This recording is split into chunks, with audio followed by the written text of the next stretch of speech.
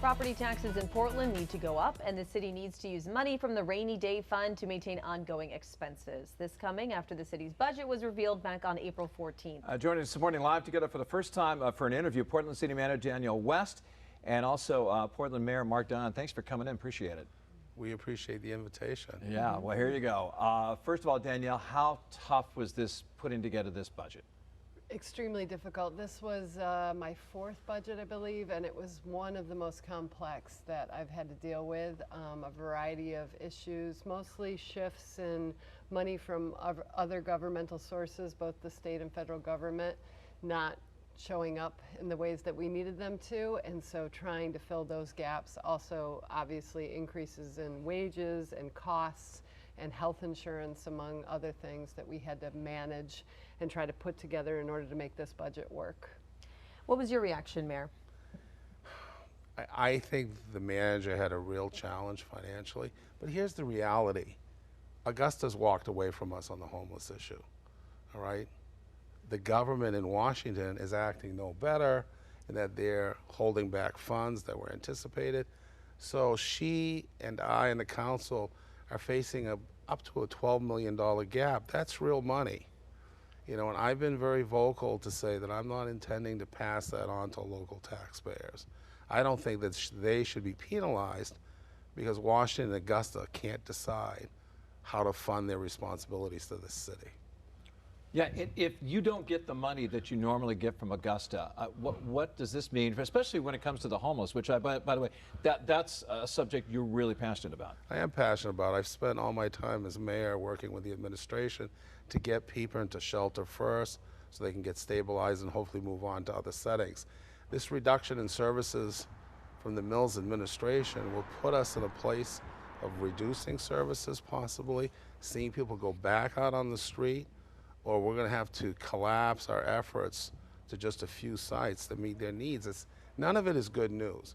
None of it is in the best interest of the city of Portland, but so many outside the city, even though 63% of the folks we're serving come from Maine communities, 20% come from out of state. This is an Augusta responsibility, and they have to step up to the plate. How does that happen?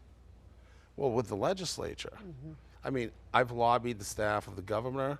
We've all been working hard to try to move this question through. Unfortunately, Republicans feel somehow we've solicited this responsibility, that the mayor and the council got up one morning and said, we're going to win the general assistance race. That could be further from the truth.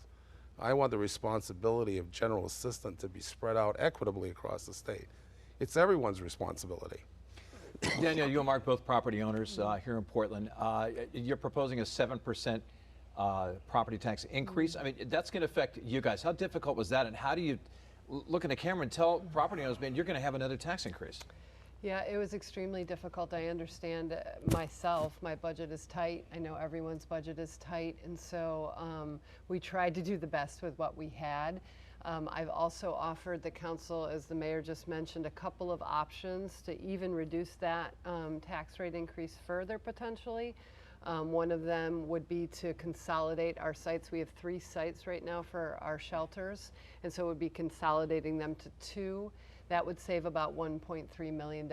And then an additional, we've sued the opioid companies several years ago. We've received some settlement funds from that. And I would like to work with the council about reallocating those funds. That would save about $700,000. So about $2 million could be saved. So further reduce that tax impact to the property taxpayer, because I know I do, the mayor, the council take that very seriously. And so we don't want to see this really impact them too significantly.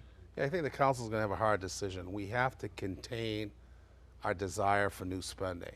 I've never met a representative or senator or city councilor that hasn't got a pet project that they feel this is the time to push this forward. Well, I'm here to say today this is not the time to push anything forward. We have to meet our bare expenses and try to manage in a much reduced financial environment. I can't pass on increases in good conscience to property taxpayers. And I'm not seduced by the idea it's $100 here or $200 there. That adds up, and if you're on a fixed income or you're trying to meet the responsibilities of your family, that's real money. And I recognize that, so I'm going to work hard that we stay on track and contain our desire to add new things, new financial responsibilities to the city. Let's talk about the rainy day fund and dipping into that. How much is needed, and are there consequences to that? What does that situation kind of look like? So how much is needed right now is $8.8 million. If we were able to do some of those cost-saving measures I just mentioned, that could be reduced. It is something that I proposed very reluctantly. It's not something, and not a way you want to budget, and especially for ongoing expenses. One-time expenses, that's something different. In this case, these are ongoing expenses we're facing. So one of the things I've talked about with the council and the mayor is that we will potentially have to look at ways that we may have to reduce services across the board so that we don't have to dip too far into that rainy day fund consistently as we move forward. One of the questions I actually asked some people I know about, I'm going to have you guys both on the show, a question to ask, and I said, most companies, if they have a budget shortfall, they're having a difficulty, that they will freeze, they will have layoffs. They will freeze salaries. They will cut salaries. I mean, can that not happen because of unions? So we have, I want to give a big shout out to my leadership team who worked very hard to do most of that. We basically tightened the belt across the board, but we do have union contracts, as you mentioned, so we have contractually obligated raises and other things that we have to meet, but we are hardly adding any positions to this budget. We have vacancy savings lines across the board where we're looking at ways to save money because we have positions that are open in a variety of departments and we're saving money there. So that's all articulated in this budget.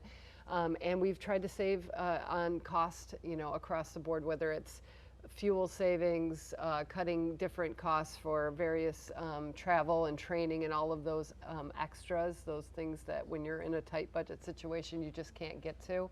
And we've put forward that all in this package for the council to review. What are the next steps? Yeah, go ahead. Well, no, I was going to respond to Jeff's question.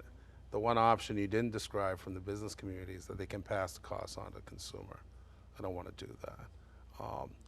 I'm concerned that the council grip the idea that obligations don't just meet today, but they pass on to other budgets. That's why budgets are critical. They don't live in a vacuum. If we decide to do new spending today, new spending will be there as old spending in the next budget process. So what's going to happen now, the manager's put forward her budget. We've been reviewing it on the finance committee, of which I'm a member.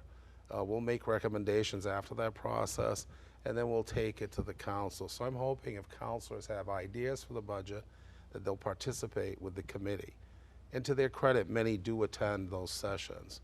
But what I fear is last-minute additions or amendments to a budget once we get it through the finance committee process. As I said, we have to be the adults in the room now. We have a limited amount of money, and we have to make hard choices. I would just add to that too, we will be watching Augusta very closely. There's several changes that we've talked about that are working their way through the legislative process, and so that may delay our budget process because of the fact that we have to watch that and wait to see what happens. We have our lobbying team and our delegation up there advocating hard for the City of Portland and the City of Portland's interests, but we will have to wait to see how that plays out.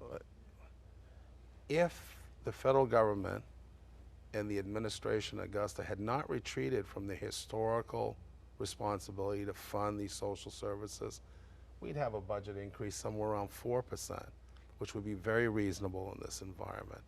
So this idea that we're a city-state, that somehow we can fund and deliver services that belong to Augusta, was flawed from the beginning. And now we're faced with reality decisions about how we move forward, if we move forward. Well, Mayor, City Manager, Danielle, thanks for coming on, you guys. We appreciate it. Thank you. Updates to come. Thank you again. A lot of tough decisions, Yes. huh?